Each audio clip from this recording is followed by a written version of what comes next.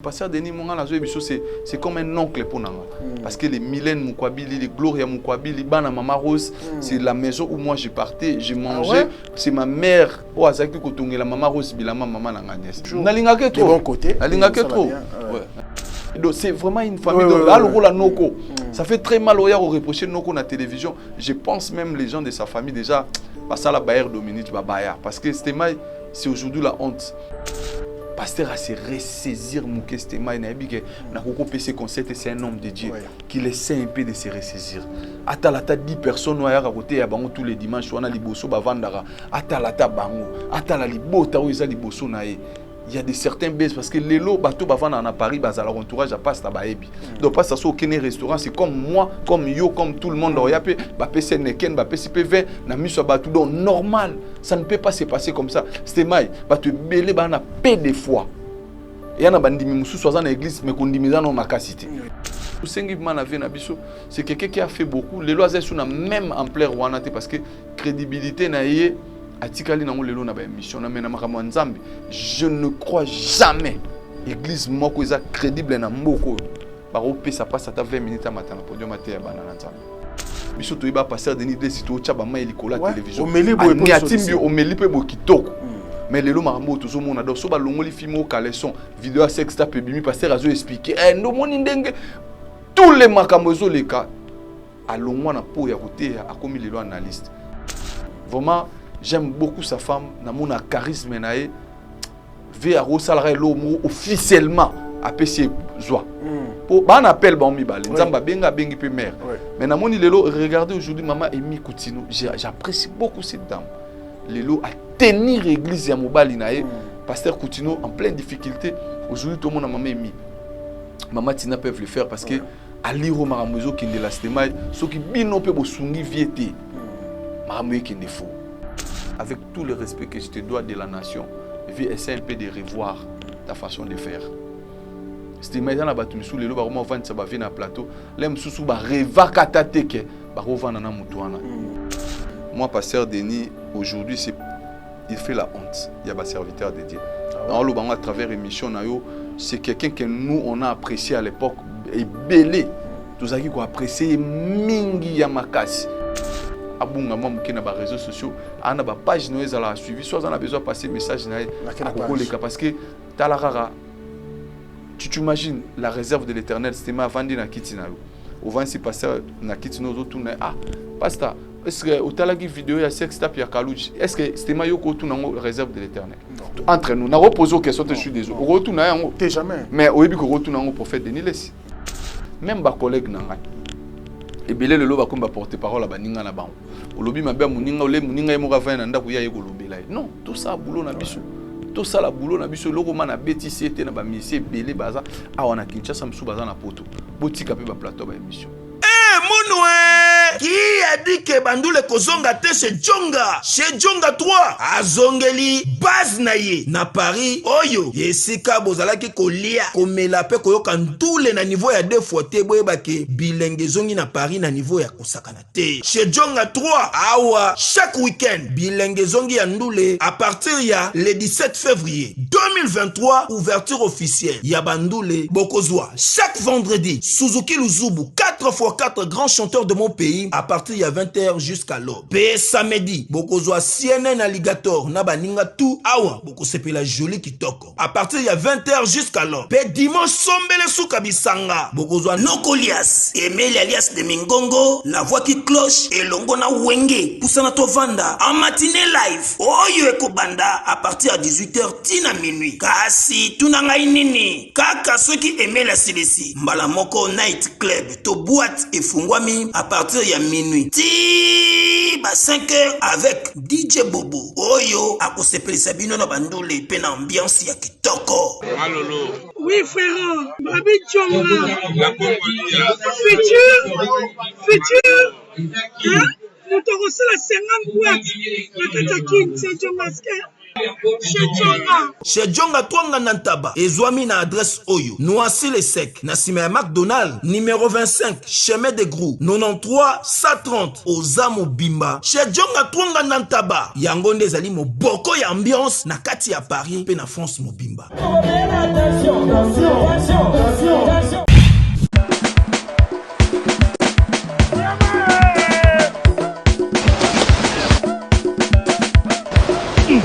Ikinza, boya, la kangiro kamunene.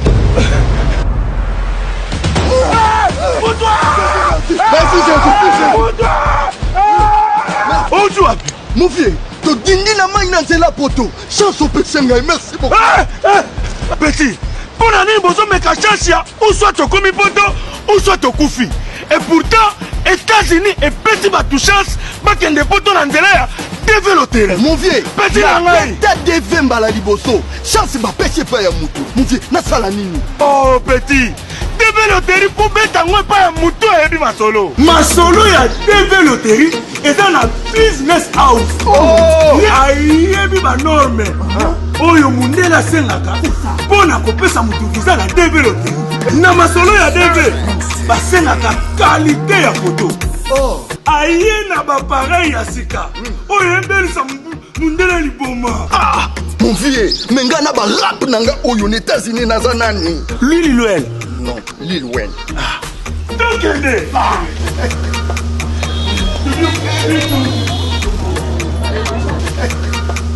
Et là, je reviens pour vous donner un deuxième rendez-vous prévu pour le 3 novembre à 18h au Millionnaire Club.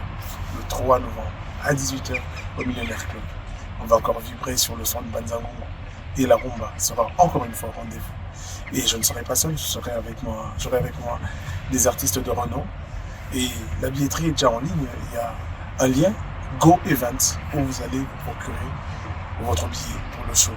Et il y a encore d'autres sites comme pour les shows chez Cathy Hello, vous avez Pokémon et vous avez aussi le Millionnaire où va se dérouler le concert. Encore une fois, rendez-vous pris pour le 3 novembre à 18h au Millionnaire Club. A très bientôt. C'est Claude. Bana King, Bana Dar es Salaam, Bana Poto, Bana Mokil Mobimba, Site Ase Moko, Afrique Info avec Frank Stemai, Yandankala, Twende. X-Bass, Marandura, Frank Stemai. Bonjour messieurs, bonjour mesdames, bonjour mesdemoiselles. Merci de rester branchés bien sûr sur Africa UFO. Alors moi, votre frère Frank Stemai d'Issouka, je reviens chez vous dans le cadre de cette émission Face à Franck. Une émission qui vous présente toujours les célébrités de la République démocratique du Congo. Elles sont nombreuses. Aujourd'hui, c'est le tour bien sûr du Fantomas d'Irir. Le Fantomas africain, le Fantomas de la RDC, Hans Luzolo, monsieur Grinotage, qui est venu bien sûr nous voir. Il est à Kinshasa pour des raisons professionnelles. Hans Luzolo, bonjour et bienvenue. Ouais, bonjour Frank Stemai. Ça va?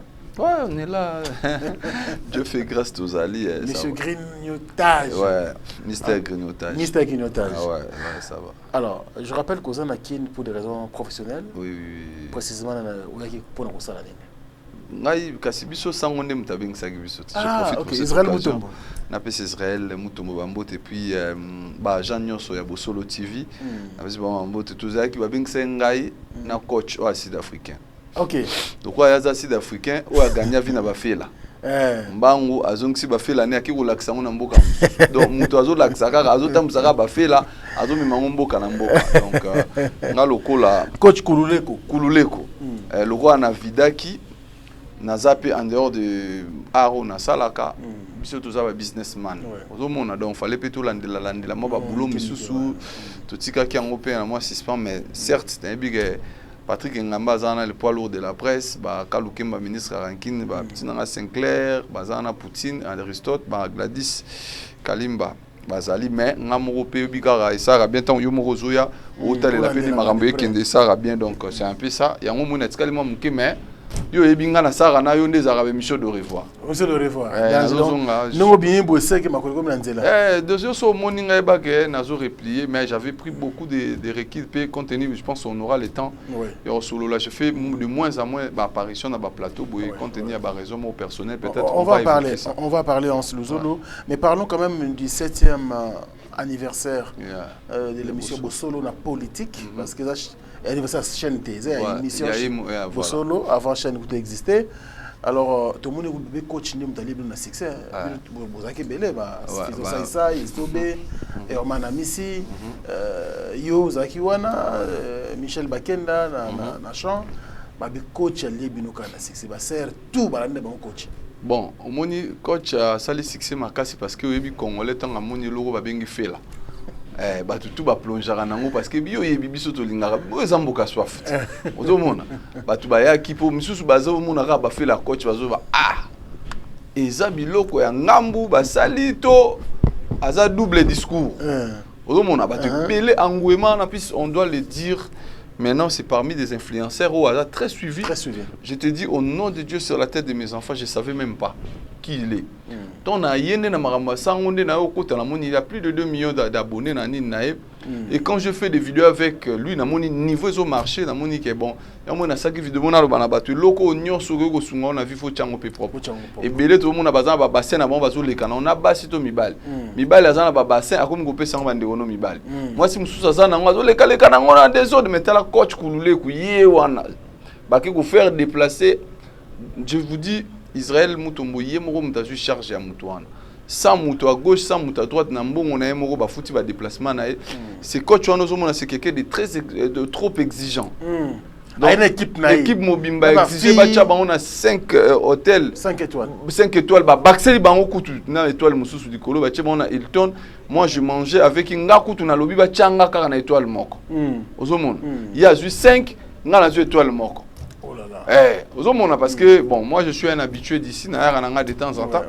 Après ces conditions, il y a une délégation, il y a bateau bazana même bassin. Vous avez des bateaux molimbo quand on a bassin. Pour tout le monde sud-africain, les cambo bassin ça pour y avoir samba. Bangonio sont en plus exigence na mutu na mutarola dans la chambre na. Donc je dis merci à Israël Mutombo ainsi qu'à toute son équipe. J'oublie pas un peu sa secrétaire Naïm Lydia, une fille belle, gentille donc. Ayamba biso bien tant tous qui kuna maramno sur les kebe tout qui pas germande réception les gars premium na premium parce que malgré tout humilité mais c'était trop bien germande depuis na PC mbote maramto les gars qui vraiment bien on m'apprend que coach azonga qui kaka biso kotika natika lika ngamo yuza mboka zo mona ngaze pa nga mais bon voilà dans peu de temps parce que toi on a marambo zo c'est la biso Bruxelles et ça en ébullition. Nous avons le 8 déjà nous avons on a hérité Watanabe Mutuna Tembe. Le 9 toqué Paris vite fait pour na Karine Mokonzi avec WMA production au ba ça la production à Karine anniversaire banana botama stemai na mona anniversaire et ça na conférence de presse anniversaire à Olegana on a TV5 Monde. Donc tous allons na Karine Mokonzi je salue aussi Franco WMA production ainsi que toute l'équipe et les 10 dans ce toqué les 10 tozongi mbangu na Bruxelles. Tous les sous na Madeleine avec la sœur Lorbon. Aux hommes on a d'autres ans sœur Lorbon où on a profité. On a pu s'appeler sœur Lor Azabo on a Bruxelles na minute solo ainsi que équipe Nemo Bimba. Déjà je profite pour cette occasion les 10 wana ils ont tombé anniversaire parce que moi ma mère elle s'appelle maman Agnès Katembo Franck. Maman nanga mususu comme on a maman Zozo Agnès. Maman Zozo Agnès na minute on est tous sur la bazan à Bruxelles Laetitia Foura ainsi que notre maman avec leur maman baza kuna d'autoruzana bango à maman Zozo Agnès a fêté anniversaire na un concert ya sœur Lorbo. Le 22 mai vive la musique. Vive la musique au ya Kinshasa ba Bob Jamusket ba biscuit des écoliers. Biscuit des écoliers ba Tosha ba Daddy Pef Christ para so lenga likambo ya bazo kende poto le 22 décembre ba obeta bona Madeleine accompagné na artiste comédien ngana di Shababa tuzana pointe le 25 décembre tokati ici toke na Genève omoni arena offert rigola betaki cette fois-ci na compte ici ya musique nzambe bongo iye moko Masaro 001 mboka ba Sylvestre essentiel ba vena ngai mutuna biso nazaki na merci ko ya Gobelisha la première dame de Lausanne n'avait Gobelisha sans oublier j'aime mon mari Rijandi Louwa ne fait pas comme les autres nazaki na couple j'aime mon mari mère Anto Antouf na maître Zéphie Moya bango tout basangani po le 25 toya kokumisa nzambe jour ya Noël sœur Enis Maniang arobeta na frère wa awa ko bolingo Noël eki wana to na kata Genève na arena à Genève donc c'était pas na biso tout a ozomona que programme ebele donc yango moni fo na zonga rapide après le 14 to za boyina Kolwezi donc na décembre kaka donc na kena beti papa na koti ba sœur lombo na ye le 14 to beti Kolwezi na zongi mbango ah wana na oke na bana maiti bagelia bitoyo trois poto esaki moi genre tozoke pe na bata structure babeta tout bagelia bitoyo après tozongi ba ke Dubaï vite fait après ngana ke mikili bango bazongi. Très bien. Alors pour na bato critiquer sango en lieu fallait bien ça quand même professeur d'université, un investisseur, moto moko boye akoza makambo et bénéficier na mboka yake bengi sa moto azola ka bassin bato belé na mona ba réseaux ba critiquer yo ozaki parmi les invités beaucoup de réaction ndeni. Bon, réaction nangezaki marche de santé. Bas tant tout ça sport, ils répondent à bien-être et à nini, il y a santé ça la bien. Alors le rézaki marche à santé. On voulait quand même, les lots c'était maï toro robo sanaté. Moi je suis pas porter parole à Sangote mais fona lobango. Les lots quand même bit ya marche de santé on les a qui lutte contre dépravation des mœurs, pour lutter contre marambi belé ya mabi ozu likalelo na communauté. Aujourd'hui nous voyons comment les gens bazo sala apologie ya basi ba encourager basi ba kendo kata banzoto ba bakisa biloko na banzoto na bango. Alors Sango en tant que leader d'opinion atali manière que muto akokola kisa mwasi po azwa ba forme ezaka ate akatsa Tunisie ezaka ate akende Turquie aye na compte ke akola kisa pe ba mama na biso to bana mibali ozaka na bezo po nzoto ne ko mama kasite OK bakata non avec le sport tu peux aussi kozwa ba forme avec le sport okoko mabumwe ko kita yango wana bakende kozwa muto parce que zalaki on ne peut pas oublier zaki marche de santé alors lelo yebi c'était comme moi na mwasi moko azana mbongo mingi te mavandika muke akangisi mbongo paka ekata kirigol akesa BBL lelo bozomona ba résultat misusu tozomona ngo asoko faire et polystar ozomona et popoli pauvre momoni baby ponani alors le gars là comme il a fait à Salimoa institution na emo zo la kisabatu comment avoir des formes sans avoir passé par les bibaksa baksa. Donc moi pour moi je trouve que Sango il avait tout à fait raison pour Asala Bloka. Bon, et ça a 7e anniversaire. Bon solo nan ba komi na 8e 10e té. Pourquoi biso to linga ko juger mutu dès le premier et l'occasion sala mbamo bando pe Sango ba il fallait. Non, to ke na ngonde ngwana té. Donc il fallait to boulé to kanisa pe que c'est le rené liboso peut-être prochainement à repenser au samara mususu donc un peu ça batu bazala ba pe ça va tenir trop rigueuté. Moi je trouve que c'était quelque chose qui était bien à boula qui on macasse parce qu'il y a zolité contre ba fausse bassin et fausse qui rigole. Merci beaucoup Ansiluzolo parce que c'est un Kolwezi, je pense à un grand monsieur qui est là-bas à Kolwezi. Le DG Costa Itangu, le patron qui écoute les autres. Na benga ki bino peton bozaki na petit fali boleka et pas ya Chirimonga na Marlène na salon. Place mais oui, salon Marlène. Kasi me wana nde esika place nga na kenda ouverture wana ya nga moi sina ya Chirimonga mutu moko malamu donc si tout va bien to ozala. Ozala kuna petit fali to ozonga pe na yiko sala bien avec le DG Didi Levis Ilunga Yama Debo Poivre Noir de Kolwezi, tous les staffs, je pense à vous, Bosé Belé, Kapax Kaloumé, je pense également à Trésor Kaboué et tous les amis bien sûr qui étaient avec nous, gentils là-bas à Kolwezi, avec beaucoup de plaisir. Alors on était à une conférence de presse avant-hier ici, il y a Herman Amissi, en tout cas on a trouvé des questions par rapport à l'artiste où il est invité, invité dans un événement le 1er septembre 2024 centre financier de Kinshasa à cet acquis nommément à l'objet que non en se nous avons na PC invitation ngamoro na maboko il sera avec moi. Ça te fait quoi que vous allez inviter Herman Amissi lelo? Mais moi je l'ai toujours dit dans mes émissions, c'est des jeunes frères que batomboli qui tirent en boka. Alors quand j'en vais via au salle spectacle na benga ki na téléphone mon frère, je t'apporte mon soutien et je serai là. J'ai fait la pub, j'étais parti de chercher là où il était, tout ça, les pubs, tout parce que Hermène a été qui vraiment Congo Makassi. Tout le monde qui est en période d'Abakan. Aujourd'hui, ce qu'il est en train de faire, nous pouvons que lui soutenir. Donc moi, ça me fait énormément plaisir. Il y a Romona que pour Mouta Bima, il faut que ta place dans le néant, dans le vide, quelqu'un peut à Mati, à Tomboli Pembo Kanandenge. Aujourd'hui, je suis très content de ce qu'il fait et c'est pour cela, Lelo, Mission Sotozawana, Tokenope Saïma beaucoup, tout soutenir Yelo Razo Sala parce qu'il me soutient aussi quand on a ça là événement. Donc c'est quelqu'un que j'apprécie beaucoup et Naos bois qu'il est capable de faire. Il occupe quelle place aujourd'hui dans One Man Show? Parce que vous appelez parmi One Man Show. Bon, aujourd'hui, on a occupé sa place, mais c'est parmi des grands aujourd'hui. Tout ça en général, dans la comédie à Mboka Congo. Donc il est dans les top listes. Ah ouais? Ouais, il est dans les top listes. Il est dans les top listes parce que ce qu'il est en train de réaliser, c'est grand. Et ça l'a maté, toute organisation, c'est toujours important que l'artiste soit bien entouré. Tu vois, aujourd'hui, moi, il y a des choses au Kalanazago, mais tu vois, aujourd'hui, toujours Gladys, elle est là. C'est une femme qui est bien instruite. À côté classe, à Tangela, Makambo, Moussou Biso, Tangela, Yangote.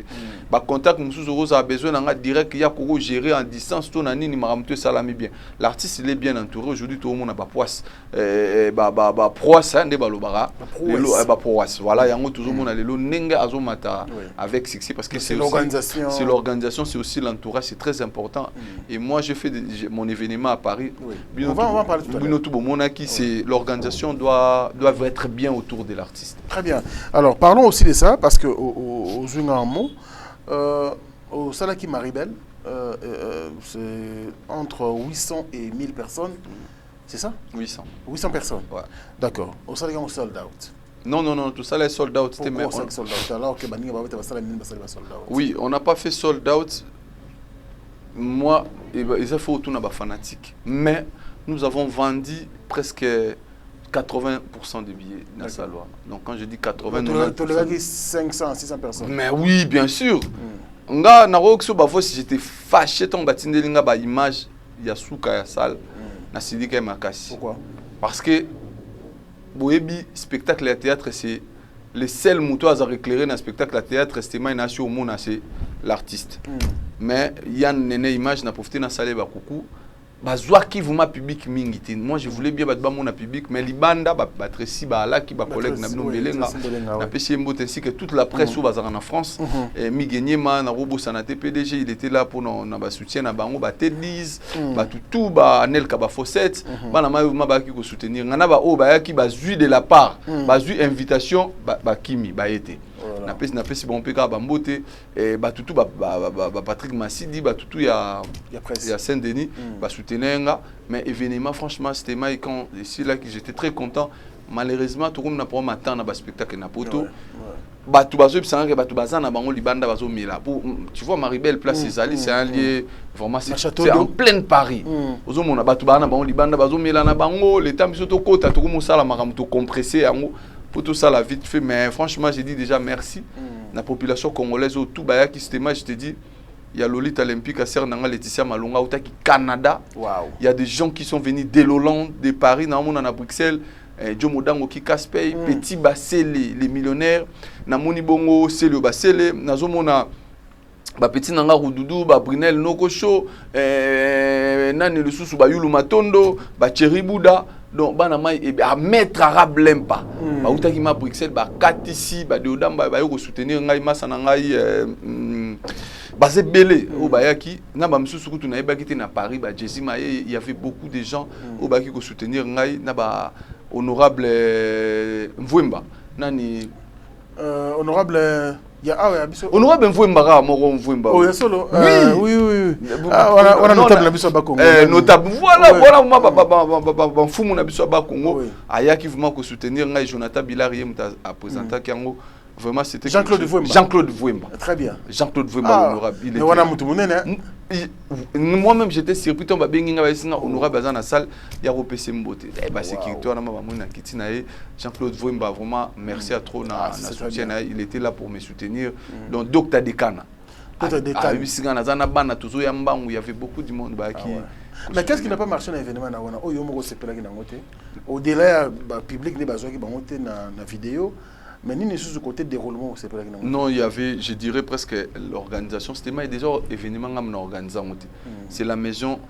Il y a Franco THS, la maison WMA Production organisée. L'organisation, surtout même président Caleb.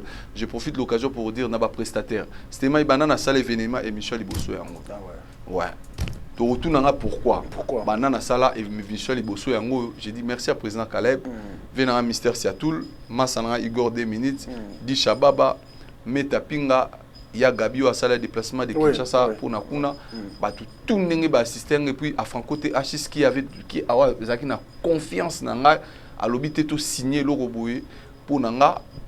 Vraiment, je lui dis merci et venez les gars qui bien. Pourquoi dans les cas qui étaient depuis Marambo et tout, et puis je deviens de moins en moins stémaille parce que moi il faut moi nga la dame moto stémaille na tchara mon na poste. Je préfère mettre les dire. Oui, allez-y. Na linga ko ça là faut planter. Quand même naïe parce que c'était aujourd'hui bino batbo ça après il faut honorer biso bandoro na bino. Nous Stéma, nous avons beaucoup d'années, j'ai plus de 20 ans de carrière.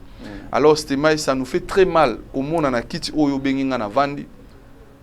Mais quand même quitté wana Stéma au monde a baké bazu mutu moko boye bouffon moko boye avandi ayeko finga bato basali ba musala oyo monani makasi na mboka bango babimika bolem mususu mutu moko azaneka mutabilamba olem mususu mutu moko azaneka arokumisa orchestre moko ayavandi na kiti azofinga comédien azofinga politicien azofinga musicien azofinga tout le monde. Alors depuis ces histoires là moi je me suis décidé vraiment j'essaierai sélectif de ne pas passer dans le plateau d'émission. Si on a besoin de communiquer moko dans ça, je le fais à travers mes pages. Est-ce qu'il y a une émission où bon, c'est fini à partir de cette émission? C'est belé. C'était surtout na poto kuna na biso laisse tomber. Ah ouais. Au monde a journaliste mo don na habité. Au monde a don yé ba émission na comme na comme nous salle en théâtre au biso to sala ka do comme chaque émission faut créer ba question mo faut ba sara mamu pour ba sala base. Alors c'était mai babilo ranengo wana beaucoup empêcher ba vie na biso mo pao pour ba empêcher ba hériter wa pour empêcher ba te belé ba ya na ba plateau na bino parce que ça devient n'importe quoi. Et comme n'importe quoi on a vraiment que c'était mai les émissions qu'on est en train de faire tout ça en direct. J'étais choqué, une de nos sœurs, avant de na plateau, dont ma fille ma sexe sa mère, na plateau boy. Aussi longtemps, les journalistes c'est là en question, na poto, à quoi qu'il y a une machine bolon la côté ba fini en soi. Mais il y a préféré les qui sango pour anini, batu ba okata ngo ba okoti na ba TikTok. Alors biloko wana lelo et pesi biso maile. C'était mai depuis je suis en kin oyebi j'ai beaucoup le temps na koko leka kala to ça la bongo surtout ka boy na komi na 15 émissions. Mais aujourd'hui vraiment bande ko belé ba yebi ke ba contacter nga ba olimbisanga. Pour na marambo tellement comme trop, on préfère bien tout prendre ba distance na biso. Nous avons nos canaux les réseaux sociaux na biso, on peut bien communiquer et message de l'équipe parce que surtout na ba plateau na bino. Ba même kicho tozo vanda. Bozo cha bande ko bazo ya kufinga bazo ko humilier bato bazo tombola lokumu mboka na misala na bango. Nous on préfère mieux tout tika na biso tout va na banda. Non mais je me sens concerné et puis nazo peut se torter mais bon le beaux à sélectif essayer de voir parce que tant que baninga musu basa ma au basa la malon pe bazali ah ouais c'est pas tout le monde quand même faut pas généraliser. Je pense que il y a quelques amis to yebi na yonanga que bazo sala musala bango bien na poto tout comme awa na Kinshasa dommage na poto ba plateau qui to bazo sala ma plateau bien net système je te dis non une anecdote moro boye mi gagner ma c'est un frère à moi. Oui. Tout partage à bon moment on a tout vendre en dehors ba émission tout qui na absolument anglais mo na montrer et passer na biso Aminata overdose tout est na restaurant na tout lié tout passer ba très bon moment. Mais quand j'avais vu miga permettre na plateau na ba sala mambo basaki pour na fait ba bien ndonga moi je vais pas camionnette mbola ayebisinga ans wande konanga vous avez vraiment frère nanga parce que tu pouvais aussi que c'est pélaté au lait benginga na téléphone prévenir bomona ka saki ba excuse na saki ba excuse ouais c'était mai bilo wanengo wana to ko tolérer. C'est un frère à moi vraiment je dis merci pour o asali lelo na poto au kotambola partout au monde plateau bon et comme na moi ba glodi ba sali je les nazo encourager bango mais ça va ça quand même le musalo ba osala le valeur ozomona donc bilo mususu omoni meilleure futilité parce que c'est pas des directs c'est des missions en différé parce que bozo tourner boke commenter bilo mususu bomoni meze lengité net ngabo na solaka na ostemai mutu moko ayeko s'acharner contre nga na plateau na ostemai olexi ba bilo mobo yeba ke na moni ke ostemai ça fait mal alinganga te ça me fera très mal.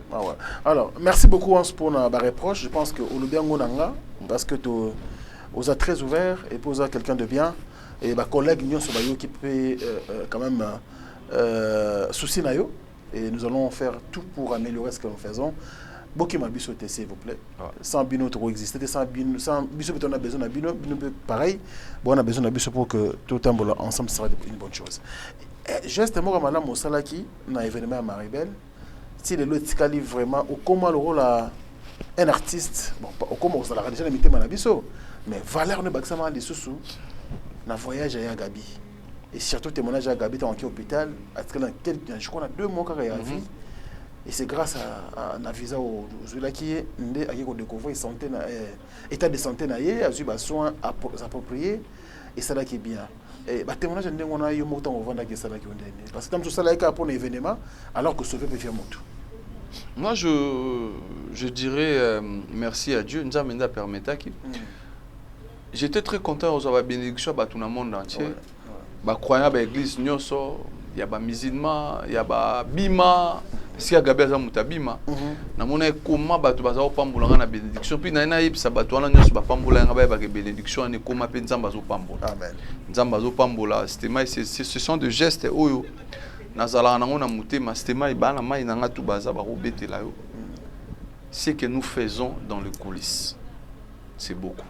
Même pour na bateau ba na corporation na biso même pour na bateau batika biso même pour na progéniture parce que nzambe azo sunga biso muke yango pe toujours kabula kana bateau mutema na nazara na ngunde bateau amona ya Gabi j'avais toute une liste de gens qui devaient venir mais nzamba linga était peut-être baya mais peut-être na prochaine occasion parce que nga soki na kani likambu il faut na kokisango domona neti bandi on a mususu ba yakité on est en train de se battre voilà tout bananjili na profiter na pesa bananjili vraiment ba merci malgré vega yakité mais bananjili quand même ba ko soutenir biso na moni ba bananchango en général ba mettre churamboma venanga musika sika mutuna libaya na pesi grande sœur na maman prudence bambo tebele ba yaki vraiment ko soutenir mais bananjili ba yeba que la promesse est une dette. La promesse c'est une dette donc biso nga souci na nga rastema ezaki ke baya ba mona nord talaneti tonto ki ya Gabi parce que moi une petite histoire nga zena ba on ambassade c'est moi-même qui les a accompagnés na monima ya Gabi est très affaibli tant tout ça les spectacles le lendemain le producteur a bien Gabi je pense tu avais vu Gabriel elle doit aller à l'hôpital ndé na yo benga sœur na e na c'est ndeko je pense Marlène hein? Il faut vraiment ça là tout bozwa boye parce que bango tunde baya ki wana bazaki na assurance maladie ils a couvrir pendant période na bon bazaki na France nini assurance ya Gabi yango yo numéro ya boîte lettre yango yo en cas de facture tout na routine de là donc moi baki hôpital ngamo na zaki na téléphone 24h na bango balobi nini basali nini tout wana désolé car moi j'étais très content na mona ya Gabi aujourd'hui elle a repris bonne mine, en très bonne santé, je peux que me réjouir. Donc pour cet acte, que nous n'avons pas pambolé pour la reconnaissance, parce qu'elle est très reconnaissante, parce que Yemora Luba qui n'a pas de tentative déjà, qu'à place où on a tout kindé, à kinda déjà azouati. Mais à travers des connaissances frères, n'ala Gabi peut na relaxer un message. C'est mon père, mais moi je suis quelqu'un de grand cœur. Mais malgré mon thème mais na tchakande langue nanga na ba pochite. Quand je vois quelque chose qui ne va pas, je préfère mena loba tout solo après et les kinango. Mais Gabi c'est une sœur, c'est parmi des sœurs que moi j'apprécie et j'aime beaucoup. Et Zara a été plus tard son nzamba sungi to sala pe bolam. Amen. Merci beaucoup en tout cas le Fantomas d'Irir Hans Luzolo. C'est comme ça qu'on veut être Benezalara partout. Si on a occasion pour ça de s'amener à Salissa parce que ça arrive à tout le monde. Alors, qui est aujourd'hui le plus grand ami du théâtre congolais, le plus grand ami de Hans Luzolo, dans les artistes? Le plus grand ami, je dirais pas. Moi, aujourd'hui, on est devenus des frères. Ma famille. Le plus grand amitié, mais les gens savent que carrément, directement, Dishababa. Parce que lui, on a passé de très bons moments ensemble, on a vécu ensemble. Ils ont eu Duchesse vie de loin Christian Shoga. La PSP Shoga, la fâche favor. On a vécu ensemble. Donc, on a des liens, ils ont trop marqué. Igor 2 minutes, président Mimi, ils ont dit qu'il y a un clan il y a aujourd'hui, Nazarana président, ça, il y a une image. À chaque fois quand je suis à Kinshasa, parce que le plus grand cousteau de tous les comédiens que j'ai connus, Fiston, lui c'est mon papa, c'est mon parrain. Parent français. Oui, bit. Mais oui, parent français. Voilà. Donc, blague tout tout. Donc, Fiston, ça, il n'a pas essayé de belé. Donc, Zigura, Tokodi Angani, toujours raté, belé na téléphone, moi conseil, moi nini, Fatou Miracle. Waouh. Fatou Miracle. Na vanna na baser na biso ya boulot oyo. C'était mai. Ce qui m'a balé, moi, c'est une bénédiction. Ah ouais? Oui. C'est une bénédiction pour sa famille, ainsi que même pour la biso à tout au Vandanaï. Au Vandanaï, Mboula, beaucoup solo, la beaucoup bétali solo, c'était mais soko bimi li banda. Oki muta tunyo mambo solo naï, milindi sana li boulot. So zata na mbondo mela. Fatou, c'est pour cela, ana muté ma munene. Et moi, je reste très reconnaissant vers yé. Na ba débit zaki difficile na poto. Je suis docteur Pichotondele, pharmacien de formation. Je suis formé à l'université de Kinshasa à la faculté de pharmacie. Et puis je fais d'autres masters en transformation des agro-ressources à l'université Marien Ngouabi et au Canada en préparation de cosmétiques thérapeutiques naturelles.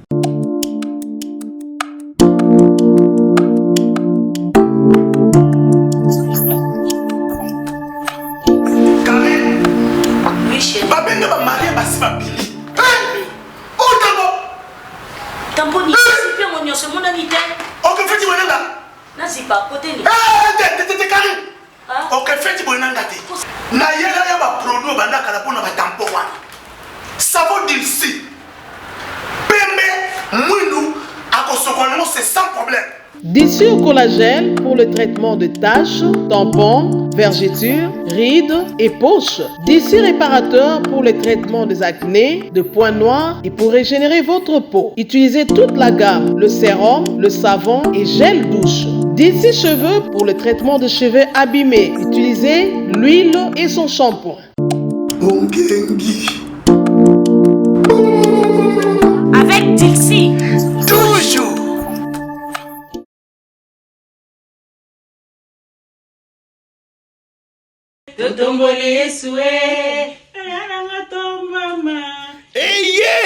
Eye, Ninyango Eye, Bafeta Kakaka 25 ans d'anniversaire, 25 ans depuis église, Sycomore de vie et Banda, Sycomore de vie, Oyo et Kambamaka et Paya Mosali Nanzambe, Maman prophétesse Kimbangu Sans Liliana, Bango Bazali Kofete, 25 ans depuis l'Otomo et Banda, date Yangoyo, samedi 14 décembre 2024, Nangonga à 14h, na salle Bernicia, Oyo et Zwami, na Rompwe Kimpwanza, na commune ya Kasavubu, Bo Bengami Koya et Bele, Pambate, Boko Pambolaman. Le 14 décembre, jamais na rata. Le 14 décembre, jamais na zanga. Bisoba na Sycomore de vie na Paris, tu invité Bino, Boya le 14 décembre na 14h na dédicace. Boya et Belé le 14 décembre na 14h. Ba mama ba jeune tolobi boy. Le 14 décembre, toko raté ango te. Louvounou. Yokatem, le secret de Dieu au Congo. Où étais-tu quand je fondais la terre? Pour la louange na adoration, Tokozana frère, Moïse Matuta, sœur, Enis Manyanga, pe femme Tamar, et Koyinde Nandenga Kosakanate, Nangonga na 14h. Si jamabota totiki na noue, totomboli yesue. Si jamabala totiki na noue, totomboli yesue. Sycomore de vie, 25 ans, bon anniversaire, Mosako licence Kimbangu Liliana, Longonia, Nandenge au Bateli Lotomo. Donc Fatou Miracle, c'est une sœur que Nzamba Pambola na mutema munene nae. Donc, baza formé belé, ou tozarana bango bien, na poto, même ainsi que awa, nazarana Patrick Ngambe, nazarana Brifi, nazarana Vina Ngamba Lusumbu, nazarana Vina Ngai, papa Johnny Ntsakala, Moutak. Nazarana Vina Ngamba Makayama Yuma Saint, Yasin. Il y a Pessinga Kumba Sikabo, mais ça n'a pas Benga Makola Nyoka. Makola Miki, Mabi Makola Nyoka, donc, et mon à la race au Batumbi, c'est ma ingo mona, à tout benga bon na ke la force tranquille. Mais c'est bien. Makola Nyoka, pesa ngana nu. Nani Vir Johnny a benga kolo idéologie. Bon, on appelle ça ba kombo. Kolo idéologie, il y a Chemikolo na gobi ba benga Makola Nyoka. Très bien, je pense que ça fait du bien, tant qu'on s'en a bakulu, tu n'es pas baba na master na yo, bakomba frère na yo, c'est bien fait nous que na pesi mboti azak ma sœur na biso penza ya bandalungwa na pesi master na ngape Patrick Bizima bambote belé. Donc bambote belé, c'est vraiment la famille. Alors comment actuellement tu gères tes relations avec les musiciens? Parce que tout le monde qui car na même période na événement na Maribel, il y a eu quelque chose et c'est pour ça que peut-être le gars qui na réseau aussi dit qui m'a manqué pour m'embêter les fans. Comment tu commences à gérer? Est-ce que tu gères de la même manière que tu gérais avant ou changement de façon comment la musicien? Non, Gaba musicien déjà, on a une très bonne relation. C'est depuis la nuit d'état parce que biso on ça ba théâtre, na ba musique na ba. Tout ça ba théâtre, ba titre ba ndimbo. Moi je fais le théâtre. Ngana yo ange comment c'est boye o. Ngane na dai ange. Ozomona ndimbo avec Esther. Ozomona. Donc on a de très bonnes relations. Mais lelo malheureusement c'était mai ba fanatique ya ba musicien ba lingba koma ko s'accaparer na ba artiste et certains artistes comédiens ba pesi ba face moni mage ngai muta groupe boy ngai muta groupe boy. Alors pour moi personnellement ça avis na ba on te pona c'est pas une très bonne idée parce chacun est libre hein? Chacun est libre de faire ce qu'il veut mais nous tous on est des artistes. C'était mai nga batu ba ko sambate ba ko pesa nga connotation tout place moroté parce que bomona. Tout à l'heure on a pêché au programme à combien des orchestres. Na lobino héritier, na lobino serlombo, na lobino viva. Donc tu es partout. Voilà, je suis partout. Mais dans tout ça, c'était mai le flèche allait faire à l'accompagner na retour. J'ai parlé aussi même pour na frère Nabso Fabro, na lobela bandeko tout. Mais il y a pas tous les artistes bazalake, yo pesi force tant au c'est événement na opo comme là Tchanga pe poids. On appelle genre. Vous comprenez? Mais parmi bango, na lobango très bien na ro marché bango na ngati ya ke le seul artiste qui est vraiment très proche, il y a même biso ba comédien, ils a héritier. Watanabe. Oui. Même na téléphone, nga na héritier to vendre des fois 45 minutes on discute de tout et de rien. Tozo sala pe ba stratégie. Yango biso po na biso. La team to considérer en te le roi orchestre c'est mon boy 42 tout na ba orchestre tout là c'est notre maison. Ouais. Et comment le Rwanda qu'on a biso donc événement tout la team donc quand on a le banga la team de ba obeta na dox so qui na lobby na mata na podium c'était mai na biso que na mata po wana comme nda kuna mais oh nyo ce tikali c'est des orchestres à Congo so photo chapwa to chapwa mais la team c'est chez nous c'est la maison. Oui, c'est fort ça. Oui, c'est la maison parce que je vois dia façon un orchestre à se comporter na baningana parce qu'on est il y a même génération tout ça li ba makambo mokile zomona façon na yazalela na bat bomona rangona bat théâtre bomona ngo tout le temps il est avec nous alors nous aussi nous voulons le rendre aussi ba sincère nae tant ça l'événement on est là so tali héritier va beta scène musicale là tous les comédiens ba sala ba vidéo il y a singité c'est comme ça c'est naturel parce que même so toza na likambo moko boyeke moi mutu moko akufi so boke pa nae ba otika de la part. C'est automatique. C'est automatique. Alors, Mouto a soutenir yo stemai. Moi, je suis très clair. Je le soutiens. Et puis, ces derniers temps, si on a commis semblé à soutien. Tu me soutiens, je te soutiens. Très bien. Tu ne me soutiens pas, je ne suis pas avec toi. Pour l'instant, tous les orchestres, les orchestres, c'est Nabiso, tu soutenir. Même Venanga Poutine, avant Nabunato Zanaï, et pas à. Grand prêtre Freddy Ndonga les Irlandais na PSP Ndonga la Emani Bambo Tebele na tous en la venanga c'est Léo na ebisa que jour a Chaliba na poto tozala wana to chapwa ça c'est bien ça ba Robino Mundibu ba Gaz Fabulous petit frère propre désolé à eza télé bika ba mise balinga bongoté on était avec Innocent na Bruxelles on a baissé na Madeleine on a donné notre coup de pouce avec retour de 0 francs donc c'est parce que biso to ba Bruxelles c'était mai les gens doivent savoir en plus tu vas en Europe, tout bayebi maramba promotion Stema yo yebi. So on a besoin tout CP et on a bateau pe.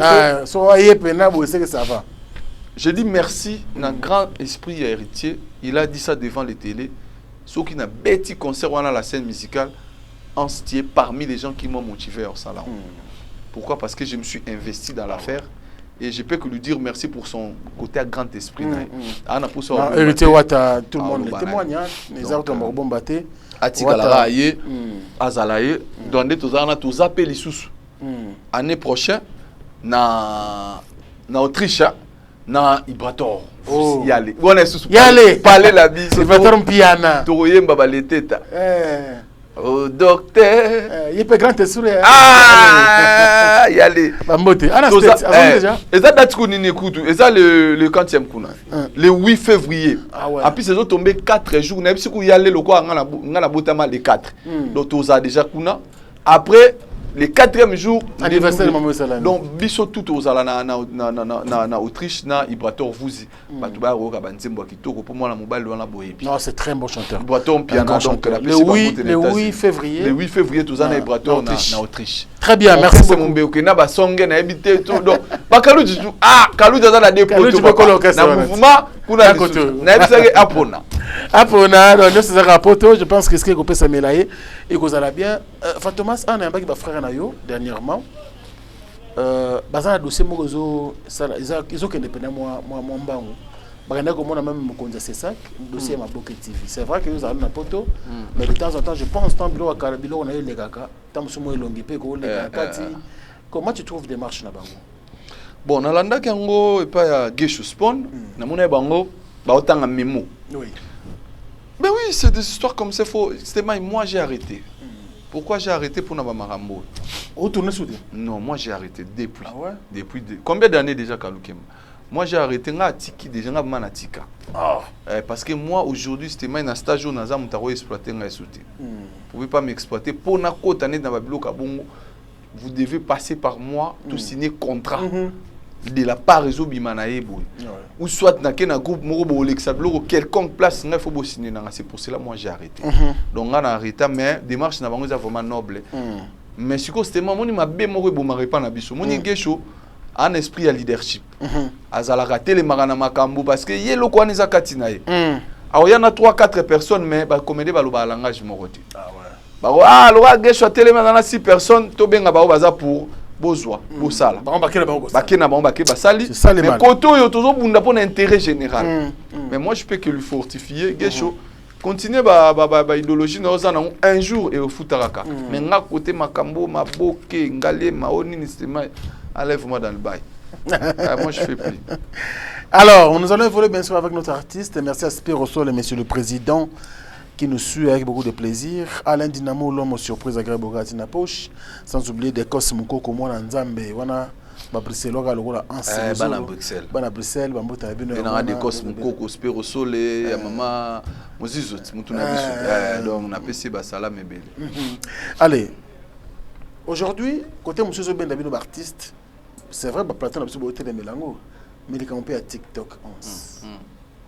Apparemment tout là de la muga une semaine toi qui m'a deuxième semaine combo en CBI tout le monde qui sert moi bimi comme on ma tondo je pense bon on a qui une histoire on bien mais on a profité ko au salle émission té na ko l'excellent ko ante pour na TikTok na monde ndé combo nous peneza partout. Qu'est-ce qui s'est passé yo tumbola qui ko tumbola ba TikTok alors que ça habitude na hote c'était ma moni lelo na lingu to kota na babilo ko ante parce que lelo c'était ma ngana artiste. Les loges jamais un artiste na un plateau na sur la maramba bato TikTok nazo minimiser bango te parce que les loges na Kinshasa na omona ba sœur na biso ba Maria na pesier ba mbote belé na kutane je pense une fois na pied mbote belé ba misusu na yebi vraiment ba kombote po yende mutu na mona nde awa je suis désolé na Kinshasa na ba o ba sara na banini na mona apprécier ba sale on ndinga bie ba kumusela ngombongo misusu TikTok ezaka yo fingi oyo koti ba makambu. C'était mal sur OK roluko mon ta vidéo na ngamote na finga mutu. J'ai jamais insulté mutu. Biso toza na ba minoro moko boroza na likamo mono pesi point de vue na yo mutu na mutation na ndenge ya lingi a commissi yango parce que aujourd'hui ces gens là qui sont sur les TikTok ba comprendre eloko moko bo stema ngane na vandi bo sauve mo bandi ko luka otalinga de tête aux pieds à part ko finga nganzo to mikio za suna eloko finga ngaiti mona atala kuna muke parce que ngana kinda poto nzamba sunganga o nyoso bato baluka na poto nzamba sunganga apesanga ya ozomona donc mutu msoza eloko ko finga ote pour a toucher point sensible na yo faut que ndega ra finga moi si na yo to finga bana na yo mais biso ba oyo to mela mayoka pa oui mayoka pa donc ato bandokanga ato okosala ngo du 1er au 30 ozolo banase matisa sous volume biloko wana stema ekomara un mois te mutu moko te bafinga ye na ba réseaux sociaux vandima un mois ye bara actualité moko ebima ta échanger yango na biso biloko wana tous éphémère. TikTok c'est une application lobito lala to lamuki pak pour ebimi ni atanine ebimi bato wana lelo ba finga bato kuna bato wana lelo ba koma danger kuna ba suka. Moi je fais pas beaucoup de commentaires parce que à ma qualité d'artiste je viendrai jamais entre nous il y a eu des soucis au yebistement entre biso na biso ba collègue to ko simana parce que tout ça bana libota moko mais ngana vandika na la libo na egara TikToker moto TikTokers mobo na egara non je peux pas faire ça d'abord j'ai beaucoup d'estime na respect na ba o na ebi misuku na ebi na nga bangote la misuka ndo lobi bo peut-être o che mutu mo kana likamo mais devi bo la misuto otala pe bloko noté parce que je suis parmi ces artistes sélectifs. Mais comment tu gères ba TikTok Ngama à l'aise. Avant, j'avais pas le compte TikTok. Mais par contre mon TikTok ezaki géré pas petit nanga Audrey na PCP bambote. Mais après, si on était président, on a des comptes TikTok. Abi président de temps en temps yo mo pe faut ça là bas poste ne mikolo ba monike ah na gomi pe ko moi vite fait ko ta na gens mais moi c'est plus ma page Facebook pour les alwa RTN sende kalucha benga place ngavma na chama ele na ngakuna ko pour na partager parce que aujourd'hui ba te ba ya na vuluba biso réseaux sociaux futara biso stima tout ça m'a monétisé donc sougango na mabo tata to monima ke eloko koti donc moi je dirais babilo on a bon basala wana nga mayuka pa faut ba matza volume bien pour nga côté wana na très solide na se préparer pour na makambo wana eloko mo te ko toucher nga mana vandi mabo na lelo mo esiminga pa prévenir otindela nga lien botinda te na mona kalwa na monité parce que to mesana na c'est mai ba ofinga ngate na mboka oyo na ba TikTok o lega vena ngai fanjo ba ofinga ngate na mboka o lega fali pupa do bango ko finga ya to na bango ekendara likolo do biso eloka sikia na muti ya sikia nous évoluons et nous allons libérer bien sûr l'artiste parce que tout à l'heure ton événement à Herman à Missy moi également j'ai mon invitation nous serons là pour soutenir notre artiste Herman à Missy ils ont besoin vraiment du soutien à chaque fois ceux qui m'ont dit il faut tous à la wana pour nous accompagner ça fait quand même du bien à battre belle sœur kutu c'était moi gana mamboto ba belle sœur na kutu cristalel et monter m'arriver na rinolé kuta sala ki live moka ko zo mère na tomboka c'était moi ngala zagité maman paradis na PCP bambote maman Sarah place za na Bruxelles maman bana ba kuti sa mère c'était moi comment mais le coup ezaki na ninga famille belle sœur na monsieur zaki mutu mususu et na ngo bon ezaki na ngo vite fait puis l'équipe na sika mère prochainement kotano bloco parce que c'est OK ba mona lora libanga babambi ezui te mère tika na parler ye mo pe kutu déjà à côté ça spirit si ngaza na parler mon mère là pour mon être dans salon il y a problème donc il a qui paye ba petit non mais ça fait du bien comme ça mais dossier mo zo le gars bon ils ont concerné pendant que moza leader d'opinion au groupe ça pas vie surtout ils ont concerné Nzambe pasteur Daniel Lessina pasteur Walesa je crois que tu as suivi sur le live dossier même la justice. Je voulais avoir ton avis tant que leader d'opinion. C'est moi, je suis là lingo ça rôle ya pasteur Deniter. Pour ya za balongoli mutu kaleson ba pibie mutu bobenge botuni ba sali boye bobenge botuni. Moi j'aimerais bien parler de ce qui me concerne. Justement, mais moi Stéma, je suis désolé, je t'avais appelé na bisola na yo Stéma. Moi pasteur Denis aujourd'hui il fait la honte. Il y a ba serviteur dédié. Dans le bango à travers émission na yo c'est quelqu'un que nous on a apprécié à l'époque et belé tout ça qui quoi apprécié mingi ya makasi Mais aujourd'hui, ce qu'il faut aujourd'hui, passer Denis Monga, c'est comme un oncle pour Nanga. Parce que les Mylène Moukwabili, les Gloria Moukwabili, Bana Mama Rose, c'est la maison où moi j'ai parté, j'ai mangé. C'est ma mère, Azaki Kotongi, la Mama Rose, Bilama, Mama Nanganès. Donc les Gloria, donc, Baba Ser Nanga à Londres, Ayembela Nzambe. Donc c'est vraiment une famille. Noko. Ça fait très mal au reprocher Noko à la télévision. Je pense même les gens de sa famille déjà, passer à la Bayer Dominique, parce que c'est aujourd'hui la honte. Un père de famille à chaque fois, au sali likambu, au sengi pardon. Au sali, c'est pardon, c'est parce qu'il reconnaît avoir fait mal. Nalandi pasteur Wale Sabi a sali 3 vidéos à Zako Boy Angoka. A sali oe aboy, a sali oe aboy, a sali oe aboy non. Les mêmes dimanches pasteur Wale sali témoignage dans l'église, les mêmes dimanches à Bengi Saint-Denis Mobimba. Au sali ben monsieur belé. Après tout vanda boy au senga pardon. On est où? Pasteur a se ressaisir mon questement et n'a pas PC concept c'est un homme de Dieu qui essaie un peu de se ressaisir. Atalata 10 personnes à côté à bango tous les dimanches on a liboso ba vandara atalata bango atala libota ou isa liboso na e. Il y a des certains baisses parce que les lots bateau ba vanda na Paris ba leur entourage à pasta ba ebi. Donc pas ça aucun restaurant c'est comme moi comme yo comme tout le monde on y a ba PC neken ba PC PV na miso ba tout donc normal. Ça ne peut pas se passer comme ça. C'était maï. Bah tu belé bah na peu de fois. Et y en a bandimi musu soit dans l'église mais qu'on dimisa non makasité. Tant azo mon nabilo raboy et belé le long na poto c'était maï bah comment ressemble na église du Christ à la maison. Nanga yezo mona wa. Pourquoi ce sont des choses là? Biso to iba passer de nidle sito chaba ma elikola télévision. Ni atimbi o melipe bo kitoko. Mais les lots marambo toujours mon ado so ba longoli film au caleçon vidéo à sex tape bimi passer azo expliquer ndo moni ndenge tous les makamozo les cas à l'ongwa na po ya côté a commis les lois analystes a ko analyser makamo ya milliers na bango mais ndenge zo kende la lelo c'était na tala ba émission musu j'ai dit c'est pas digne.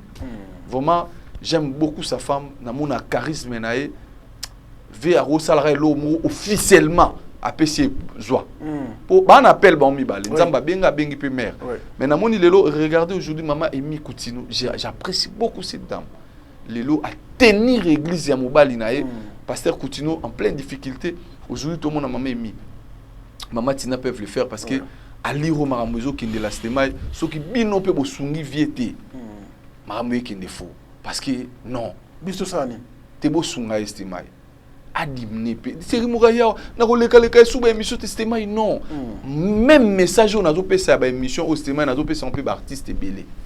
C'était my pour un plateau na bino comme Zénith de Paris, plateau na bino comme Olympia, plateau na bino comme Arena. Pour nani? Mais ba mission musu ba beta ba concert na ba kakao. Pour okomona yena c'était my nyonso na poto efongwami. À tous dans la salle il y a 100 places ezali. Mais il faut un producteur. 200 places ezali. C'était my sikoyo bango émission. Mutu musu pour mona yé.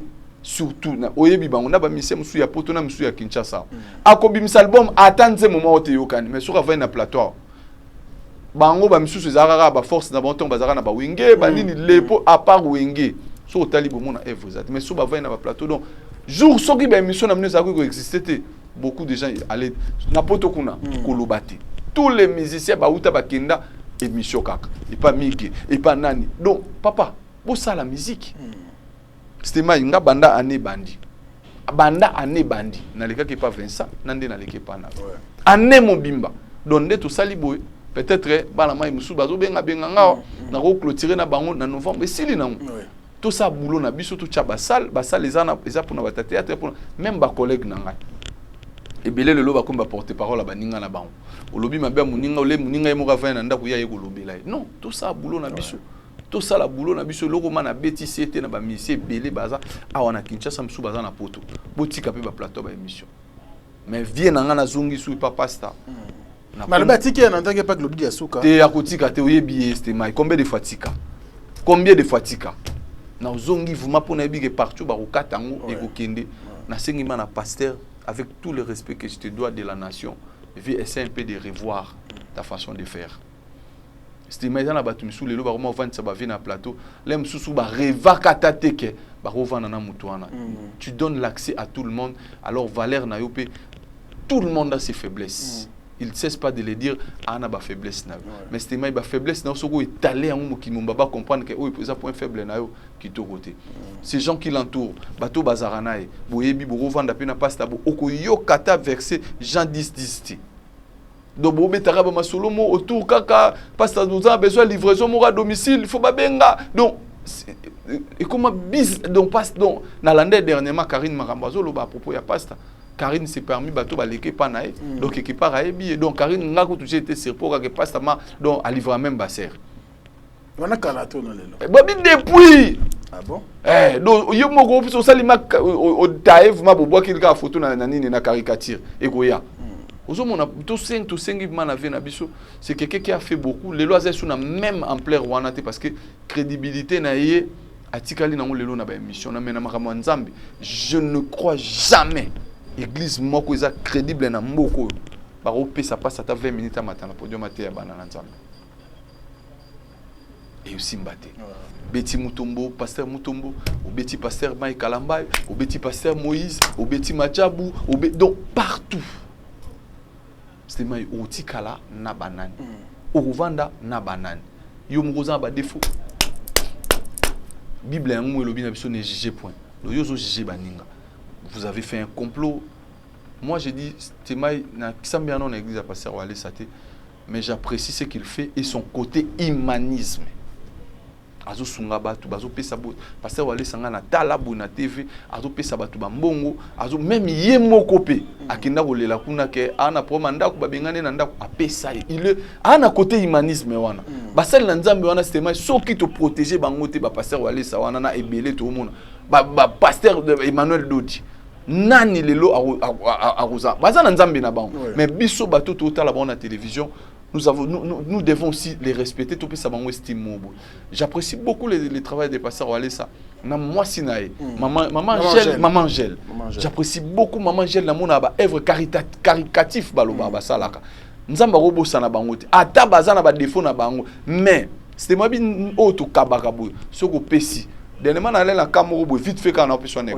Ah il y a moi na ekulutu na biso monga tika biso ba ye ah moi mini problème on pas c'est mal au petit temps yosu au centuple ça toujours automatique en plus donc voilà donc c'est que maman Angèle Wale ça na mona relem sous boy 1000 les arts c'était mal ah mutako sel en business donc ba toana nzamba pamboli ba on peut ba pambola ba alors tangu bazana ba brebi et belé na sima na bango o lelo ba bikaka na sima lo sambo na bango na sima ba œuvre na bango yo lingo boma ministère wana c'était mal nzamba s'occuper na donc si on a aussi ça vient na bandeli lisusu un peu de recul abunga moi mukina ba réseaux sociaux ana ba page no ezala suivi soit on a besoin passer message na koleka parce que talarara tu t'imagines la réserve de l'Éternel c'était ma vandi na kiti na yo au vent si passer na kiti no tout na ah pasta est-ce que au talagi vidéo ya sex tap ya kaluji est-ce que c'était ma yo ko tout na réserve de l'Éternel entre nous na reposer question je suis désolé au retour na yango t'es jamais mais au début ko retour na prophète Denis Lessi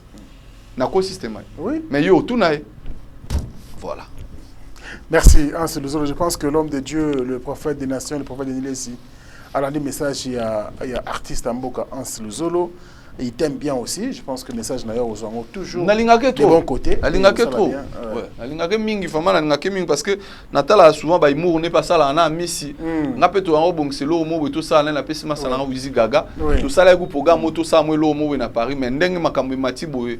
Azonga na ntango oya prochainement attendre prochain pour na biga nda promettre ba tout changer a changer. Moi tega asenga ba yamba likolo mais ba ya monde.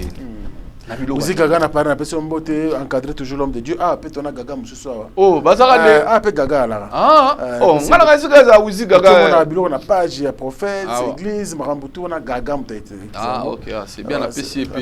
Il y a lingi ba Gaga mingi. Donc c'est une coïncidence et maman bien sûr maman Tina Lessi. Bambote yangwana courage je pense que prophète Azam Mutupe et tant toujours la boiseau yoka. Et comme ça là bien. Nous sommes à la fin avec Hans Luzolo, mais Dieu n'a pas de na bakali. Et Koufi.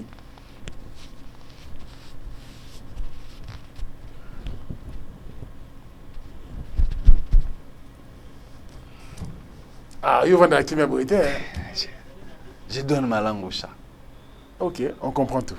Merci beaucoup. Nous sommes à la fin avec l'artiste Hans Luzolo qui était donc notre invité d'aujourd'hui dans l'émission Face à Franck, votre émission du moment, votre émission préférée. Merci pour la confiance que vous accordez bien sûr à ces programmes. Nous sommes très heureux de vous savoir nombreux. Le patron Djonga Okula, je te dis merci pour tout. Merci à mon ami et frère Luc Koula, Paka LP Distribution, l'homme qui combat toujours l'alcool de contrefaçon. Donc, la pote à Bundisi, après Zoya, pour combattre Nyon sur le couteau, Bayusalama, Namboka, dans l'alcool, pené à solo. Ils ont la boisson gazeuse, Nyon sur avec beaucoup de plaisir. Diesola, Motomoro super bien, Maman Dali d'Azola. London. La mangaïte. Danger. La soleil a Diesola dernièrement. Motomoro bien ma casse. Motomoro super bien. On va agence, madame carré, John Ngé, la fleuve Congo. Na toute nam. C'est ma faut que pe moi UK. C'était ma jour au UK. Yo mon ande ba oyambo parce que na UK makambo tout ça be babuno qui dia di bazali. Ya za bongo buno qui dia de brinch. Ya za pe na nini na magasin ba chaussures awa donc na côté ya babenga ngoni. Côté nini ba côté presque na Kasavubu. Ba chaussures à Londres, ma so ngola ta chaussures à solo na presque Kasavubu a maison de bridge ça wana. Toke na Manchester, ya zaka na Manchester malungwa Fabrice Masamba. Fabrice Masamba comment sigo na Birmingham. Ah na Birmingham. Boka ba José Moulumba. Voilà le beau et le plus élégant de la ville de Birmingham. Fabrice Masamba azabongo, mama na Inès ya zabongo na kacha ya na Birmingham na zale wana ba mbenga ki toko makasi V12 azara na Birmingham. Oh, V12 na Birmingham. Na Birmingham vina nga Juna. Tu l'as Mumbafu. Big One. Azara na kitso ya quelques jours. Oui, si, j'avais vu ça. Et bah tout ya Birmingham ba mbenga bien na sepela ki ba pakola ki pe vraiment te wana mboka makambo. Te faut c'est mai nazo consulter vraiment. Oui, moni ba bibi wifi. Bibi wifi. Moni mutu na biso. Tonto promo. Bonga Ludia. Ye mutu so komi na mboka na so ya Pascal Chioka. Nani? Bonga Ludia. Tonto promo. Frère comment on Nani?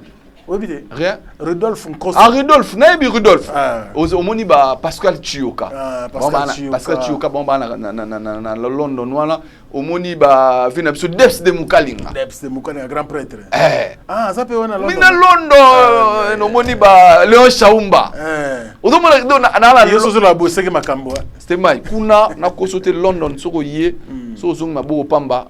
Bakosio Nathalie Capitao Nathalie Capitao soko yé na Londres c'était mai on va livre sterling ba pesio livre za sous likolo héros ba memi sous na legal aux yeux moi ma queen aux yeux sous moi talon rouge aux yeux talon rouge Loulou Nezo c'est London c'est mai nga jour ya no etiko na London la président Prosper au sol était na linka na mutu na ngai Bogart na poche Alain Dinamo Boni mama Jani Samba Kondi deux fois tu voilà mère na bango bazali ça bango ma trop bango na ba mère na biso Olga Mawete Mokonza Kabelo nazolega kutu wana chez nakitambo nga zakita na ouverture na les États-Unis ucha jaune mais yo kaka ngani na sale surprise amona rap moti bomoni ba Olga Nzambe batela la mère bon akutana na moi situation mo boye vraiment Nzambe faut pambola Olga Olga wana c'est une dame qui a un grand cœur. Akutana pe na mobala bienvenue na Branco Lusadi sur PC Bambote. Donc Olga vraiment muto aye na idéologie akabelo na nenga poto. C'était my blague ti. Soko sombe pa Olga te o etikali wana. Matro Sangita. Somba somba ola lelo na poto. Kabelo ya bien kobuka na te Olga. Je na téléphone te benganga. Agent ba opeso numéro Olga po ngamoko même mukara me na parler tout ça tout que tout suite. Ya mulai mama tozu ya mulai to lali wana na ya misapi ozado yo moko zo cha misapi do tala niveau Olga do e komi ke yo moko la mère ache moko me yo che ka misapi ozu ko ti mai ozo cha misapi esili mama ya Olga na ebiti te mais yeza mona Nzambe nyoso kolega bien et puis tous ensemble biso na banoko me tous na kabelo po muta ota ya kabelo ngaza muta solo Olga Mokonza kabelo donc des fois tu to comme na suka les fantomas de rire en Slouzolo, merci.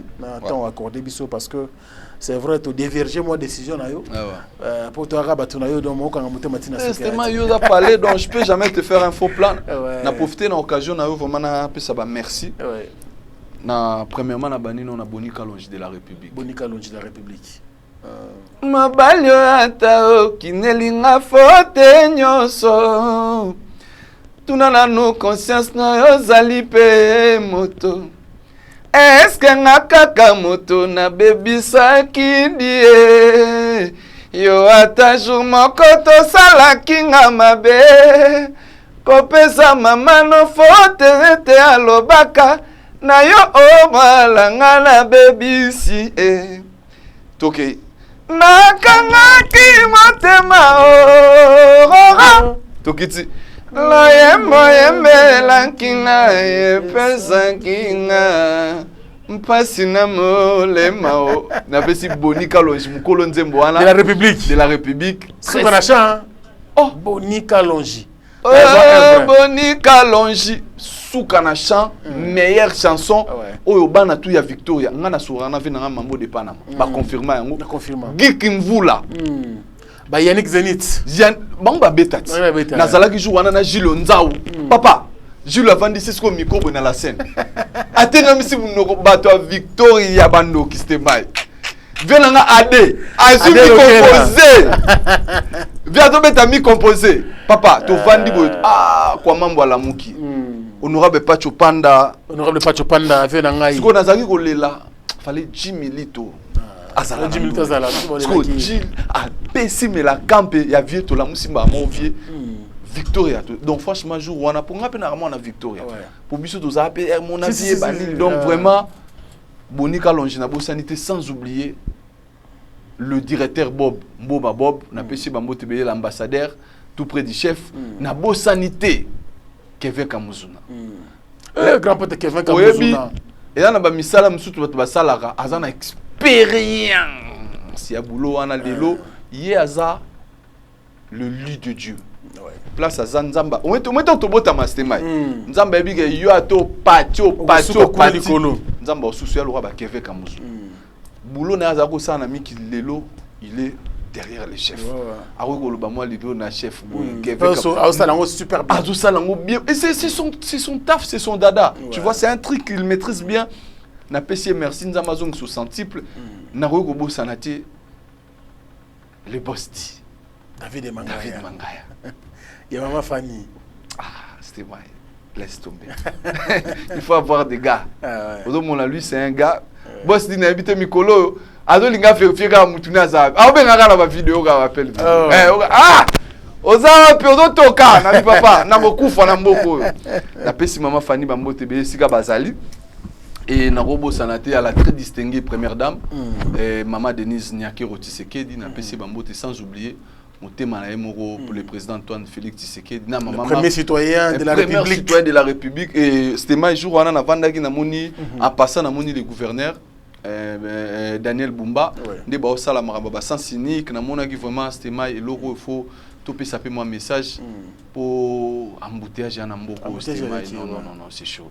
Gouverneur c'est rien faire en plus na insécurité na moni vidéo mon qu'on a repartagé qui en na 4h du matin na arrive pharmacie ba criminel ba landi moi na moto après ça soki ni na bo pe ça ba bomi e bembela li wana insécurité c'était mai ndo moninga bo soka 20h 21h ebeti na zonga nanga yo yebi ba priel ba sali na mo tout à l'heure to so la mona liboso Johanna ni acheter sali Johanna priel Emmanuel bana bana bana mike to komi soko yeboye bato bazo bangelo zonga Kinshasa baby to tika ko pesa Kinshasa pe connotation mabe bato belé ba komi mona ka bimi ba bomi muto abimi kuluna stema biso to kola na mboko to ekomi tina gombe stema tozo tala mana vidéo bato bazo bunda ma allez ni aussi longtemps l'autorité existe dans ce pays to sungana c'est moi ça me fait très mal même tout temps mona bana ma ba ebi so aucun na voiture ezali bana na jipando mona ba sachet ba bidon mona kitsan chofa na charango wana pour na mentalité stema on accueillir libanda yango na cliquer on na batunanga bozaka olia tanguba bomba to zelaka raté Daniel Bumba ya basala assainissement place toza congolais tout na mutu na weba ke mboka na biso foza la propre to longo la capitale les plus sale biso moronde to comme sont les plus propres to ngana biga na sale li papier mouchoir na nga awa na otika on na bureau stema ite na otika on na balabala te fona luka poubelle côté mususu soki peuple pas la muki ba autorité pe ya ville faut ba ebake dans tous les 4 coins de la capitale il faut pe moi poubelle eza poubelle est propre bon na liango yango esko yo banana luka poubelle na kobwaka ngo poubelle ezati c'est moi tozaka na ona lola omona to beta turbo poubelle tozonga boy poubelle papier kutu ya cigarette ya mukia suka soko bois que on a na misu ya mbila eza 85 €. Donc veut dire que mboka na biso to rendre bien. Vraiment moi je nazo réitérer ko réintégrer soutien na autorité suprême les chefs de l'État nzamba sunga makambo tambola bien mboka pe bonga po bana na biso balingi awa mingi bana poto tant bazoya ngana tambola na mwana jour musu papa il y a la boue partout na bi c'est pas la boue c'est la boubou boutamani papa boubou amoni boue abina bien c'est pas la boubou après la pluie à Kinshasa c'est pas les bota tout moni yango tout moni délige na bisayo non non ça c'est couler na mai de ça c'est qui yango wana sema ilo pe to profiter tozo ya boye sous soir pour na tozo abatu to kende na bango tout babimi apo ba ozonga tango ba aussi se reconstruire mboka mais ça dépend mboka nini yo kende yana ba musu to tinda ba na ba Uganda misu na Libye oya poto pe ba kei mais il faut nde bozonga pourtant to aussi ba bon pour mboka ezo senga vraiment faut bandela ba yo kuta libulu ba projet zali ya gouverneur bazo sala ville asika donc voilà, je pense que vraiment tozo pesa maboko mais c'est to bo sanate il y a aussi des travaux qui se font. Viens abisu salon franc avant na maluku. Ouais. Bibi que salon franc na tali vidéo mo ka na maluku c'était na limité que za maluku. On a villa na bis na libanda. A filmer ba compagnie na biso que mboka petit à petit. J'ai vu l'inauguration de l'aéroport international de Kisangani. Nga mo na za na kolozi to ya chirimo nga beng senga na mo aéroport asika ba otonga. Des fois rien à voir. Dose la peine à Kinshasa parce que c'est la capitale. La RDC n'est pas Kinshasa. Voilà, la RDC elle est vaste les amounene na ba. Singa na po na kolwezi na kena vanda. C'était mai ngaku tukane na mona Kisangani bongo moni awa soka social et bongo infrastructure carré c'est mai to bosani to sala ngo royaume to sali royaume bala mo o revanda zo sala bien papa to kende ka voilà allez donc pour na mabanga c'est mai na suki ça vraiment pour yo bikara na pesi bambote bien na vie na nga de gloire nsai masala nga ya nika yenga monnaie invisible mbongo kazi vovako pesi ba wala maka aussi mutabeta ke loko wana mbongo kazi vovako na pesi bambote bien na bosani te bana mai tu ya lola vie na nga mardoché venant à Mardoché Rico Bokana na pesi ba salam ebele diko service le PDG Kelly Kaloubi PDG ngana osenga trop na système achakata logo parce que désormais diko service à douane service à ba visa yonde chemutuka festival na maya mais yango te diko service donc PDG vraiment bureau za a na ville pembe na ya Tata Motors basali ma bureau kitoko donc ozana maramba ba douane ngo des douaniers voiture en plus système bango bazo sala système ndenge to zaka to sombi voiture na poto de yo sombi bango bazui soke commune pesimbo mais c'est bien ça oui o ezala te ke opesina numbongo na buté bango sala bongo te zala na Dubai ezala nini o ngeke même Kolwezi ke ne Lubumbashi donc maramuto ça ma bien apesi Kelly Kaloubi bambo diko service avec Kelly Kaloubi sans oublier maman nanga Chemila Molei Katondi na pesi na moni ya l'écoute du braton vous azobenganga sans oublier Stemai yepe fayokayo ba pesa o esika Stemai soko lobby l'enfumu Blanchard ipi poluzolo na elio Stemai yeyo esika nga na komi Stemai biso tout Blanchard ipi po mais na na groupe WhatsApp na yawa c'est Blanchard ipi po na pesa mbote ozalaka na kasa groupe WhatsApp Blanchard ipi po mfumu kasi me na mabele na kotsanga ina FC mais na zela rappel abenga ngato il faut benga o Stemai yo o yana Africa Info bozwa parce que kuna Stemai tozana batutu na ro profiter pe tozana ba matampi voisin nanga en face nanga général Amisi tozana mutu nanga on a vraiment fula quand montikile tozana batutu ba chef à télé tozana donc batu belé Arsène Zola ya Aminata chi Arsène Zola Aminata déjà a commis correct na ci ya moto zo kuna donc tozana batu belé kuna donc na osenga vraiment Blanchard et puis pour le zolo beaucoup tana pour pesa peu visibilité na village na biso punga désormais Stemai na komi bana montikile ato bando yaka na komo vanda kuna fanda na kuna c'est bien Patrick Ngamba zo landela Patrick Ngamba le plus lourd de la presse donc voilà merci à trop na bino na Afrique Info Mobimba merci à trop nzambe vraiment apambola za na bino Stemai merci beaucoup l'invitation tous toujours ensemble boulot zokola y aller Ibraton vous donc vous y allez le 8 février rendez-vous le 8 février na Autriche. Donc on est dans le bon. Merci beaucoup. Kalouji, Songe, Tabosh, nazo monete, nazo luka Tabosh. Azakuna na Asake. Oh. Bah ebisinga asa que me taper ça biloko. Donc ta boche il faut akende. Donc voilà. Merci beaucoup. Allez, ça l'est fini bien sûr avec notre invité, l'artiste canadien et humoriste Hans Luzolo. Il était donc notre invité d'aujourd'hui. L'année prochaine, je pense qu'il y aura encore une autre date. Vous allez sur son Europe pour nous soit après. Bon. Après Showbiz, on dirait. Awa. Dans tout qui est centre financier, Lelo, total. Ouais. Prochainement, tout ça. Merci beaucoup. Allez, c'est la fin de notre émission. Merci à vous de l'avoir suivi. Si réellement vous l'avez médité, merci donc à cette grande équipe technique et rédactionnelle composée que de jeunes. Lekina Walukunga. Patricia Walukunga. On a l'équipe à Master Nangai Joël Walukunga. Joël Walukunga, frère Nabiso fils Walukunga. Donc ça dit qu'on a liévin. C'est liévin de fils. Liévin fils Walukunga et puis on a petit Nabiso petit papa Walukunga. Ça c'est vraiment ma famille. Voilà. On a notre père Suki. Ah ouais. Bien sûr, on a tout les blancs. Nasko liévin nani Biso Texas Katadi, banani de toi. Texas Katadi. Na PCP ba Fali Poupa, Aigle, sœur na biso Ursule Pechanga, Tina Poupa. C'est des biso tous apena, biso nyoso ba Fatou Miracle, t'as des biso pena to coller ensemble, famille. So ba Dekaka Bongo, ba Chiba Mbalo, donc biso tout ba Fly Ntangu. C'est vraiment une famille. C'est vraiment une famille donc on appelle ça Fly Mbote Fly Ntangu. So on a mon kala Fly. Azali. De famille wa Lukunga pena ya pale. Donc on a quoi faire à père. Ah ouais. Bien sûr. Plaisir à tous. Les qui ont banzela moi belé. Zisto la pena peso bambote belé zisto la. Moninga avait na gloire ensai. Bana mai tout na mutu na biso les lauréats.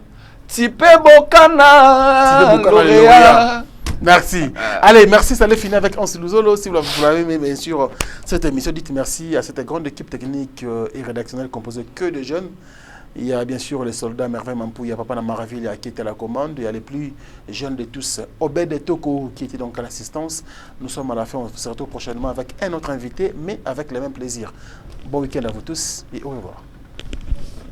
Mounoué qui a dit que Bandoule kozonga te chez Djonga 3 azongeli base naye na Paris oyo yesika bozalaki kolia komela pe koyoka ndule na niveau ya 2 fois te boyebake bilenge zongi na Paris na niveau ya kosakana te chez Djonga 3 awa chaque week-end bilenge zongi ya ndule à partir ya le 17 février 2023 ouverture officielle ya Bandoule bokozwa chaque vendredi Suzuki Luzubu 4x4 grands chanteurs de mon pays à partir de 20h jusqu'à l'aube. Pe samedi, bokozwa CNN Alligator na baninga tout awa bokosepela la jolie kitoko. À partir de 20h jusqu'à l'aube. Pe dimanche sombele suka bisanga bokozwa Nokolias, Emile alias de Mingongo, la voix qui cloche et longo na wenge pusana to vanda en matinée live. Oyo ekobanda à partir de 18h tina minuit. Kasi tunanga inini kaka ceux qui aimaient la CDC. Mbala moko night club to boîte et fungwami à partir de minuit. Ti ba 5h avec DJ Bobo. Oyo akosepeli sabino na bandule pe na ambiance ya kitoko. Malolo.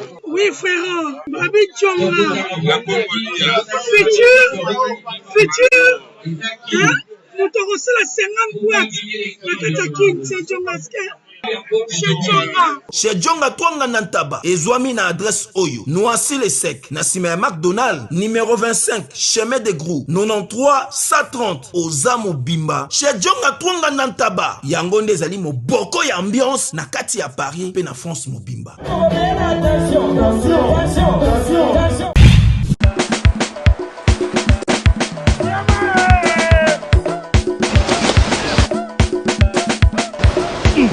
Ikinza, boya, la kangiro kamunene.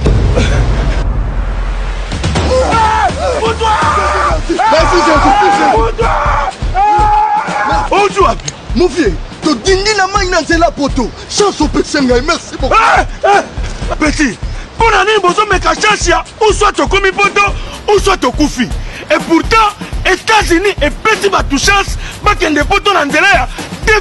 Mon vieux, petit tête de vemba la liboso. Chance ma pêche pas ya mutu. Mon vieux, na sala nini? Oh petit, TV loterie pour beta moi pas ya mutu et ma solo. Ma solo ya TV loterie et dans la business house. Oh, aïe, bi ba norme. oyo mundele asengaka mpo na kopesa motu viza na DV loterie. Na masolo ya DV basengaka kalite ya foto aye na bapareil ya sika oyo embelisa mundele liboma. Mon vieux, menga na ba rap nanga oyo na États-Unis naza nani? Lil Wayne. Non, Lil Wayne. Tokende.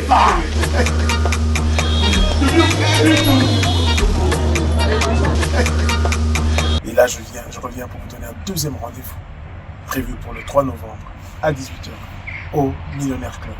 Le 3 novembre à 18h au Millionnaire Club.